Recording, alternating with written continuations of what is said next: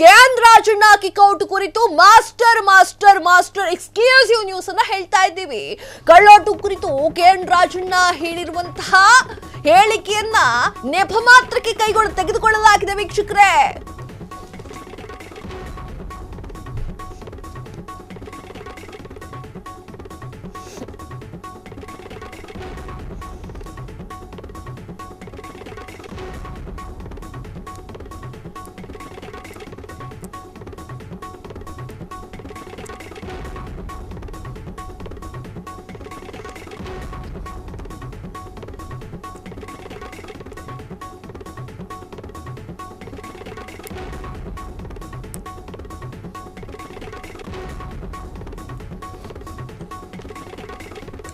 K N Rajanna kick out ಕುರಿತು master exclusive. ಕಳ್ಳೋಟು ಕುರಿತು K N Rajanna ಹೇಳಿಕೆ ನೆಪ ಮಾತ್ರ. ರಾಜಣ್ಣ ಕಿಕ್ಔಟ್ಗೆ ಬರೀ ಇದೊಂದೇ ಕಾರಣ ಅಲ್ಲ.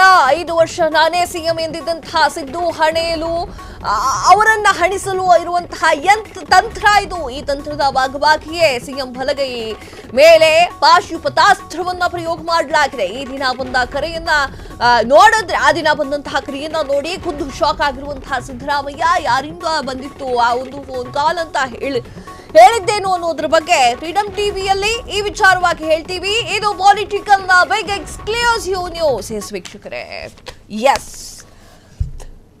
ಈಗ ರಾಜ್ಯದಲ್ಲಿ ಚರ್ಚೆಯಾಗ್ತಾ ಇರುವಂತಹ ವಿಚಾರ ಯಾವುದು ಅಂತ ನೋಡುವುದಾದ್ರೆ, ರಾಜ್ಯದಲ್ಲಿ ಚರ್ಚೆಯಾಗ್ತಾ ಇರುವಂತಹ ರಾಜಕೀಯ ವಿಚಾರ ಅಂತಂದ್ರೆ ಅದು ಸಿದ್ದರಾಮಯ್ಯ ಅವರ ಕೂರ್ಚಿಗಿರುವಂತಹ ವಿಚಾರ. ಸಿಎಂ ಸ್ಥಾನದಲ್ಲಿರುವಂತಹ ಸಿದ್ದರಾಮಯ್ಯ ಅವರನ್ನ ಕೆಳಗಿಳಿಸಲಿಕ್ಕೆ ಸಾಕಷ್ಟು ಬಣ ಟ್ರೈ ಮಾಡ್ತಾ ಇದೆ. ಅದರಲ್ಲಿ ಡಿ.ಕೆ. ಶಿವಕುಮಾರ್ ಅವರ ಬಣ ಸಾಕಷ್ಟು ಟ್ರೈ ಮಾಡ್ತಾ ಇದೆ. ಎಲ್ಲೆಲ್ಲಿ ಆಗುತ್ತೋ ಅಲ್ಲಲ್ಲಿ ಡಿ.ಕೆ. ಶಿವಕುಮಾರ್ ಅವರ ಪರವಾಗಿ ಜೈಕಾರವನ್ನು ಹಾಕೋದು, ಯಾವುದೋ ಮಠಾಧೀಶರ ಬಾಯಲ್ಲಿ ಡಿ.ಕೆ. ಶಿವಕುಮಾರ್ ಅವರ ಹೆಸರು ಬರುವಂತೆ ಮಾಡೋದು, ಇವೆಲ್ಲ ಹರಸಾಹಸವನ್ನು ಕೂಡ ಡಿ.ಕೆ. ಶಿವಕುಮಾರ್ ಅವರ ಬಣ ಮಾಡ್ತಾ ಇರುವಂಥದ್ದು. ಇನ್ನು ಸಿದ್ದರಾಮಯ್ಯ ವಿಚಾರಕ್ಕೆ ಬರೋದಾದ್ರೆ, ಸಿದ್ದರಾಮಯ್ಯ ಅವರು ಇದೇ ಕುರ್ಚಿಯಲ್ಲಿ ಮುಂದುವರಿಬೇಕು ಅಂತ 5 ವರ್ಷ ಪೂರೈಕೆ ಮಾಡಬೇಕು ಅಂತ ಹೇಳಿ ಅವರ ಒಂದಿಷ್ಟು ಬೆಂಬಲಿಗರು ಕೂಡ ಯೋಚನೆಯನ್ನ ಮಾಡಿಕೊಂಡಿದ್ದು, ಅದಕ್ಕೆ ಬೇಕಾಗಿರುವಂತಹ ಯೋಜನೆಗಳನ್ನು ರೂಪಿಸಿಕೊಂಡಿದ್ದು.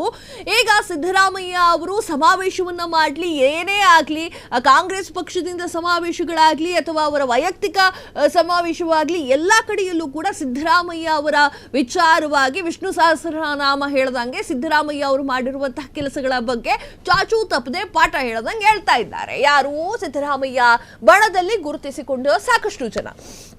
ಇನ್ನೂ ಒಂದು ಹೆಜ್ಜೆ ಮುಂದೆ ಹೋಗಿ ಕೆಎನ್ ರಾಜಣ್ಣ ಅವರು ಸೆಷನ್ ನಲ್ಲಿ ಒಂದು ಮಾತು ಹೇಳ್ತಾರೆ, ಅದು ಕೂಡ ಹನಿ ಟ್ರ್ಯಾಪ್ ಬಗ್ಗೆ. ಹನಿ ಟ್ರ್ಯಾಪ್ ಬಗ್ಗೆ ಏನ್ ಹೇಳ್ತಾರೆ ಅಂತ, ನಮ್ಮ ಪಕ್ಷದಲ್ಲೇ ಇದ್ದಾರೆ ಹನಿ ಟ್ರ್ಯಾಪ್ ಮಾಡಿಸುವವರು ಎನ್ನುವಂತಹ ವಿಚಾರವನ್ನ ಕೆಎನ್ ರಾಜಣ್ಣ ಅವರು 4-5 ತಿಂಗಳ ಹಿಂದೆಯೇ ಹೇಳಿರ್ತಾರೆ. 4 ತಿಂಗಳ ಅನ್ಸುತ್ತೆ, ಮೋಸ್ಟ್ಲಿ 4 ತಿಂಗಳ ಹಿಂದೆಯೇ ಹೇಳಿರ್ತಾರೆ. ಆ ಒಂದು ಬಾಂಬ್, ಸಿಡಿ ಬಾಂಬ್ ಅಂತ ಹೇಳ್ತಾರಲ್ಲ, ಆ ಒಂದು ಸಿಡಿ ಬಾಂಬ್ ಕಾಂಗ್ರೆಸ್ನೆಲ್ಲವನ್ನೂ ಕೂಡ, ಅಲ್ಲಿರುವಂತಹ ಪಕ್ಷದಲ್ಲಿ ಇದ್ದವ್ರನ್ನೆಲ್ಲರೂ ಕೂಡ ಕತ್ತಲಲ್ಲಿ ತಳ್ಳಿಬಿಟ್ಟಿತ್ತು. ಅವರು ಹೇಳಿರುವಂತಹ ಆ ಒಂದು ಮಾತು ವಿರೋಧ ಪಕ್ಷದವರಾಗಿರುವಂತಹ ಬಿಜೆಪಿಗೆ ಒಂದೊಳ್ಳೆ ಬಾಣ ಸಿಕ್ಕದಂಗಾಗಿತ್ತು. ಅಂತಂದ್ರೆ ವಿರೋಧ ಪಕ್ಷದವ್ರು ಏನ್ ಹೇಳ್ತಾ ಇದ್ರು ಅಂತಂದ್ರೆ, ಅವರವರೇ ಕಿತ್ತಾಡ್ತಾ ಇದ್ದಾರೆ, ಇನ್ನು ಅವರು ಜನರಿಗೆ ಏನ್ ಮಾಡ್ತಾರೆ ಅನ್ನುವಂತಹ ವಿಚಾರವನ್ನ ಸೆಷನ್ ನಲ್ಲಿ ಬಿಜೆಪಿಯವರು ಮಾತನಾಡ್ತಾರೆ. ಅದಾದ ನಂತರ ರಾಜಣ್ಣ ಸೈಲೆಂಟ್ ಆಗಿರೋದಿಲ್ಲ. ಪತ್ರಿಕಾಗೋಷ್ಠಿ ಮೇಲೆ ಪತ್ರಿಕಾಗೋಷ್ಠಿ ರಾಜಣ್ಣ ಹಾಗೂ ರಾಜಣ್ಣ ಮಗ ಮಾಡ್ತಾ ಹೋಗ್ತಾ ಇರ್ತಾರೆ. ಅದಾದ ಮೇಲೆ ಏನಾಗುತ್ತೆ ಅಂತಂದ್ರೆ, ಸಡನ್ ಆಗಿ ಹೈಕಮಾಂಡ್ ವಿಚಾರದಲ್ಲೂ ಕೂಡ ಮಧ್ಯ ಬಂದಿರುವಂತಹ ರಾಜಣ್ಣ ಒಂದು ಸ್ಟೆಪ್ ಮುಂದಕ್ಕೆ ಹೋಗಿ ಮತಗಳ್ಳತನದ ಬಗ್ಗೆ ಬಾಯ್ ಬಿಡುತ್ತಾರೆ. ನಮ್ಮ ಪಕ್ಷದಲ್ಲೂ ಆಗಿತ್ತು ಅನ್ನುವಂತಹ ಥರದಲ್ಲಿ ಮಾತನಾಡಬೇಕಾದ್ರೆ ರಾಜಣ್ಣ ಈ ವಿಚಾರವನ್ನ ಕೇಳಿದಾಗ ಹೈಕಮಾಂಡ್ಗೆ ಬಿಗ್ ಶಾಕ್ ಆಗುತ್ತೆ. ಎಸ್ ವೀಕ್ಷಕರೇ, ಹೈಕಮಾಂಡ್ ರಾಜಣ್ಣ ಅವರಿಗೆ ಒಂದು ಖಡಕ್ ಆದ ವಾರ್ನಿಂಗ್ ಅನ್ನ ಕೊಟ್ಟು ಅಥವಾ ಅವ್ರನ್ನ ಕೂರಿಸ್ಕೊಂಡು ಮೀಟಿಂಗ್ ಮಾಡಿ ಅಥವಾ ಅವರಿಗೆ ನಾಟೋ ರೀತಿಯಲ್ಲಿ ಹೇಳ್ಬಿಟ್ರೆ ಹೈಕಮಾಂಡ್ ಕೆಲಸ ಮುಗಿದು ಹೋಗ್ತಿತ್ತು. ಆದರೆ ಹೈಕಮಾಂಡ್ ಇಷ್ಟು ದೊಡ್ಡ ನಿರ್ಧಾರವನ್ನ ಕೈಗೊಂಡಿದ್ದು ಯಾಕೆ ಅಂತ ಬಿಡಿ ಬಿಡಿಯಾಗಿ ಬಿಡಿಸ್ತಾ ಹೋದ್ರೆ ಆಗ ಗೊತ್ತಾಗುತ್ತೆ ಈ ಒಂದು ರಾಜಣ್ಣ ಅವರ ವಜಾ ಹಿಂದೆ ಮತ್ಯಾವುದೋ ದೊಡ್ಡ ವ್ಯಕ್ತಿ ಇದ್ದಾರೆ ಅಂತ ಹೇಳಿ.